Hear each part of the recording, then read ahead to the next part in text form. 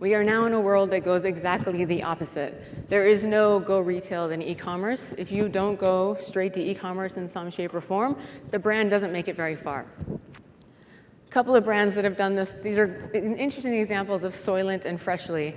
Soylent, I don't know how many are familiar, but it is a nutritional alternative to actual food. This popped up as something ended up being very tech-centric, but this became the nutritional supplement that a lot of engineers and coders were drinking. And they tested out different flavors, and they tried out different small batch options before they got to a product that they could scale. Freshly did something similar. They were the next iteration of what Blue Apron was doing. Blue Apron sent you a box of ingredients, gave you ways to cook food without having to go to the store. The pain point that was still there was that now I have to cook.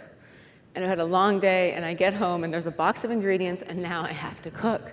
And so people ended up with 3 or 4 boxes of Blue Apron at their house, and they just have, there's no way any of this is going to get cooked. Freshly was one of the first to send you actual cooked food, so now you've resolved that pain point as well.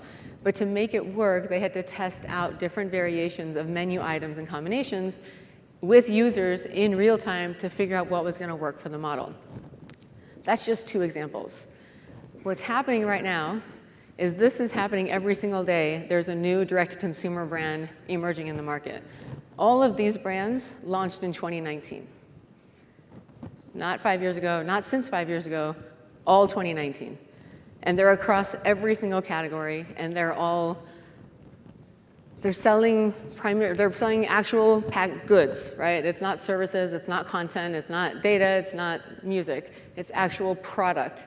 They're doing all of it mostly vertically integrated. They're making their own product, they're testing it out, they're getting it to you through their own systems, and almost all of them are VC backed.